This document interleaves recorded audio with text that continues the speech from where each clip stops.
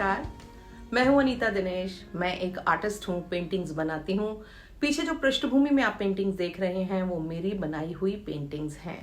वर्तमान समय में मैं शिव और काशी पर श्रृंखलाबद्ध ढंग से काम कर रही हूं। मेरी बनाई पेंटिंग्स को आप मेरे वीडियोस में, मेरे फेसबुक पेज पे या मेरे इंस्टाग्राम पेज पे जाके देख सकते हैं। और किसी तरह की पेंटिंग रिलेटेड क्वेरी हो तो मुझसे मैसेज करके कांटेक्ट कर सकते हैं। तो आज का जो टॉपिक है वो बहुत इंपॉर्टेंट होने वाला है। अभी कुछ दिन पहले मैंने एक वीडियो बनाया था जिसमें बताया था कि कौन कौन सी ऐसी साइट्स हैं जहां आर्टिस्ट हैं, न्यू कमर्स हैं, वो अपनी पेंटिंग्स को अपलोड कर सकते हैं। वहां पर उनकी पेंटिंग को एक तो लोग मिलते हैं, ऑडियंस मिलती है, दूसरा उनके सेल होने के चांसेस भी ठीक ठाक होते हैं। आज मैं आपको कुछ और भी ऐसे तरीके बताऊंगी जिनसे कि आर्टिस्ट अर्निंग कर सकते हैं, क्योंकि दुनिया में हर आदमी जो काम कर रहा है वो अपने परिवार को पालने के लिए, अपनी रोजी रोटी को कमाने के लिए ही काम कर रहा है। चाहे वो आर्टिस्ट हो, चाहे वो कोई भी व्यक्ति हो।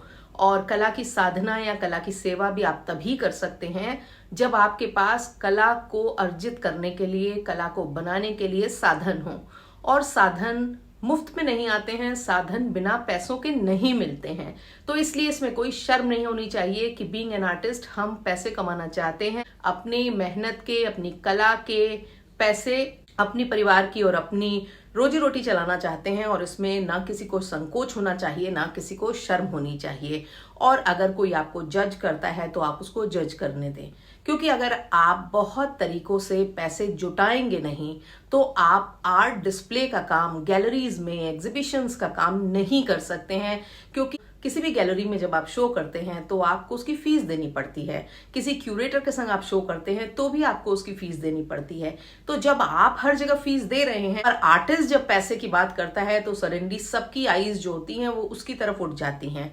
और मैं ये बिल्कुल मानती हूं कि अगर आप एक लंबी पारी खेलना चाहते हैं, लंबे समय तक काम करना चाहते हैं, तो आपको लगातार काम करना होगा, अपने काम को निकालना भी होगा, दुनिया के सामने लाना भी होगा और आर्ट को तरह तरह से अपनी जीविका को कमाने के लिए यूज करना होगा। क्योंकि इतना करने के बाद ही आप उस लेवल में पहुंचेंगे जबकि आपकी आर्ट से आपकी पहचान बनेगी और लोग आपकी आर्ट को बहुत सारे पैसे देके खरीदना चाहेंगे। पर वो जो स्टेज होती है वो ज्यादातर लोगों की जब उस उम्र में आती है जब उनके लिए उन पैसों की कोई यूटिलिटी नहीं रह जाती है, कोई मायने नहीं रह जाता है। तो इसलिए अगर आप नए हैं, बिगिनर हैं, यंग हैं, या फिर आप अभी धीरे धीरे कुछ कर रहे हैं, तो आप कमर कस लीजिए, जी जान से काम कीजिए, पैसे कमाने के रास्ते खोजिए और कुछ भी आपको करना पड़े जो कि आपकी नजरों में एथिकल है, आपकी नजरों में मॉरल है, आप उसको करिए। क्योंकि at the end of the day money matters.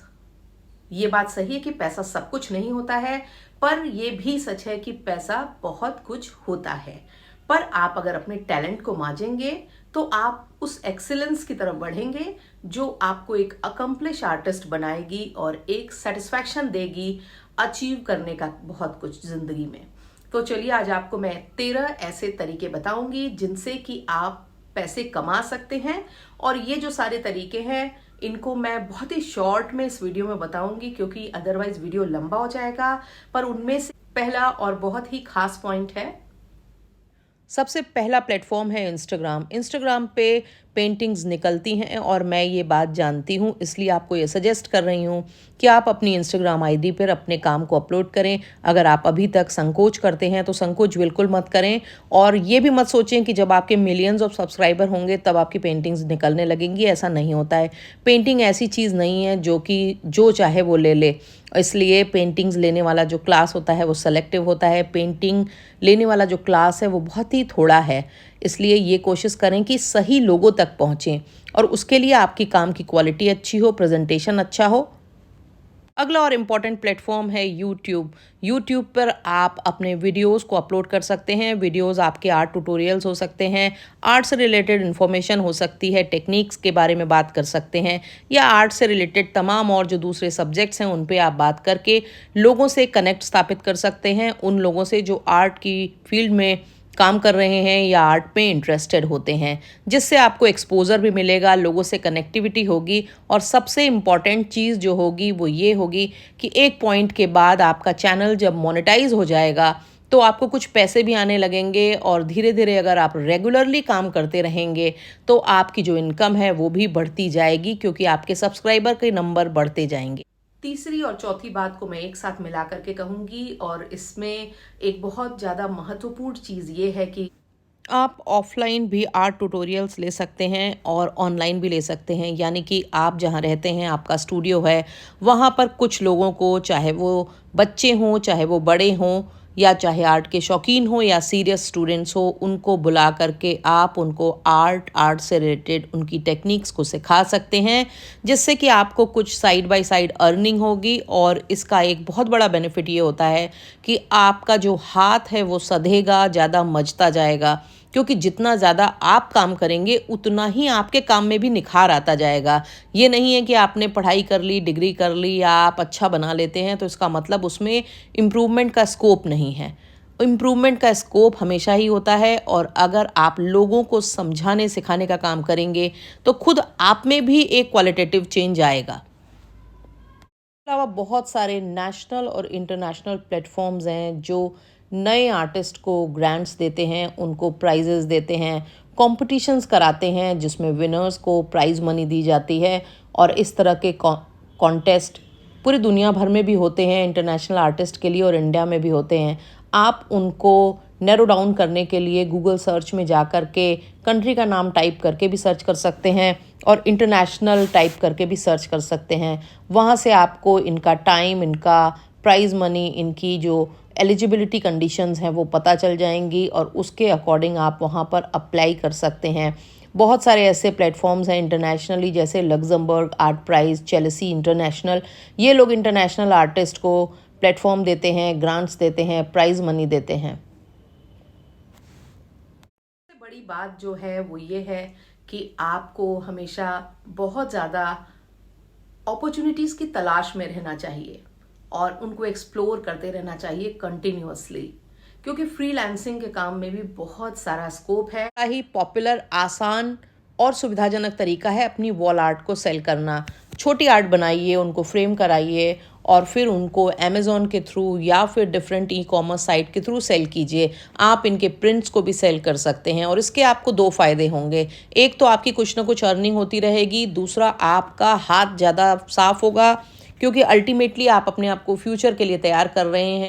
ज़रूरी नहीं है कि आप अपने नाम से ही प्रोडक्ट को सेल करें, आप कोई ब्रांड नेम से कंपनी बना करके भी कर सकते हैं, क्योंकि अपने नाम का इस्तेमाल आप अपनी आर्ट में तब करें जब आप उसको गैलरी के लेवल पे पहुंचा लें, या फिर आप उसको उस लेवल पे ले जा पाएँ जहां पर आपको अपने आप को देखना है।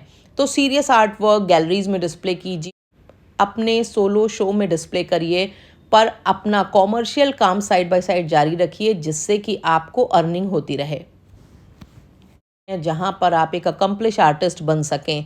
और इसके लिए ज़रूरी है कि आप बहुत सारा काम करें, जिससे कि आपका हाथ सधता जाए, आपके हाथ में सफाई आती जाए। आप अपनी आर्ट को बहुत सारे और इनोवेटिव तरीक़ों से सेल कर सकते हैं। आप तमाम तरह के कपड़ों पे, जैसे कि टी शर्ट्स और साड़ीज़ वगैरह पे उसके स्क्रीन प्रिंट्स करा करके सेल कर सकते हैं।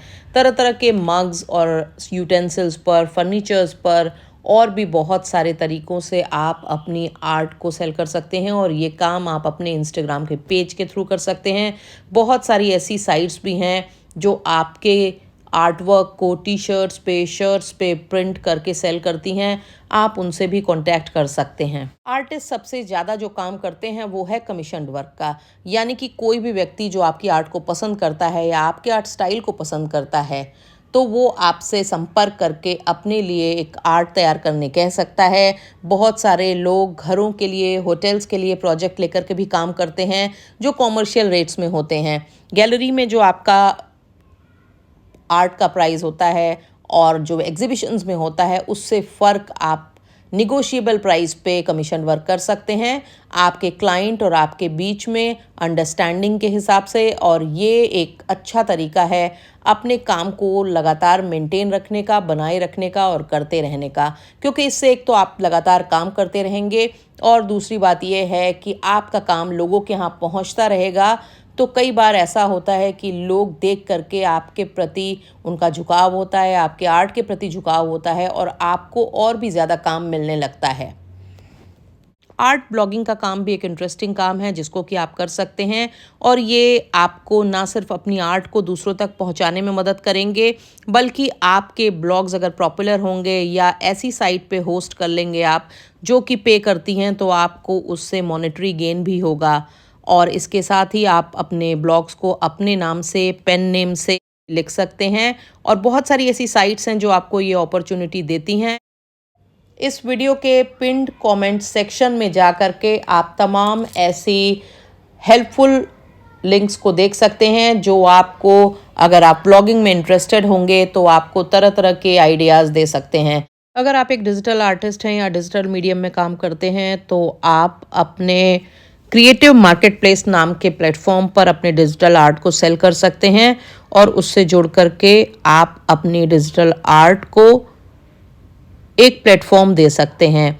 और इसका भी जो आपको लिंक है वो पिन्ड कमेंट सेक्शन में मिलेगा, और इसके साथ ही साथ मैं आपको डिस्क्रिप्शन में भी इसका लिंक दे दूंगी, जिससे आप जा करके इस वेबसाइट को चेक कर सकते हैं। अपनी कैनवस आर्ट को साची पर सेल कर सकते हैं, और इससे आप किस तरह से जोड़ें, किस तरह से आप इस पे अपने प्रोडक्ट्स लिस्ट कराएं, इसके लिए मैंने पिछली बार एक वीडियो बनाया था जो आपको एंड कार्ड में मिलेगा। आप जा करके उसको देख करके डिटेल में जानकारी ले सकते हैं, या how to sell on Sanchi art type करके गूगल पे चले जाएंगे अगर आप, तो भी आपको सारी बारीक जानकारियां आसानी से मिल जाएंगी, और यहाँ पर अपनी कैनवस आर्ट को आप सेल कर सकते हैं। इसी भी एक ऐसा प्लेटफॉर्म है जहां पर आप अपनी आर्ट को लिस्ट करा करके सेल कर सकते हैं, और इससे रिलेटेड भी सारी जानकारी आपको जो एंड कार्ड में वीडियो लिंक पड़ा है वहां पर मिल जाएगी, जा करके उसको देखिए। और नहीं तो how to sell on Etsy Google पे अगर आप सर्च कर लेंगे तो आपको पूरा जो तरीका है वो उस पर आसानी से पता चल जाएगा। दुनिया के सामने अपनी आर्ट को ले जाने का सबसे प्रमुख जो तरीका है और सबसे परंपरागत तरीका है वो है आर्ट शोज़ में, गैलरीज़ में अपनी आर्ट को एग्जिबिट करना, दुनिया के सामने ले जाना, ताकि तमाम लोग जो आर्ट को पसंद करते हैं, आर्ट की पारखी नज़र रखते हैं, वो आएँ, आपकी आर्ट को देखें, उसको अप्रिशिएट करें, सराहें और उसकी बारीकियों को समझें।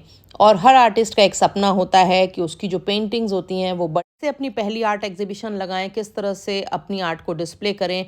इस पे भी मैंने एक वीडियो बना रखा है जिसका लिंक आपको डिस्क्रिप्शन में मिलेगा। आप जा करके उस वीडियो को देख करके उससे ज़रूरी जानकारियां ले सकते हैं। बहुत सारी ऐसी सरकारी, गैर सरकारी, प्राइवेट, कॉरपोरेट संस्थाएं होती हैं जो पेंटिंग्स को खरीदती हैं, और कई बार वो सीधे आर्टिस्ट से खरीदती हैं या कई बार वो संस्थाओं के थ्रू खरीदती हैं।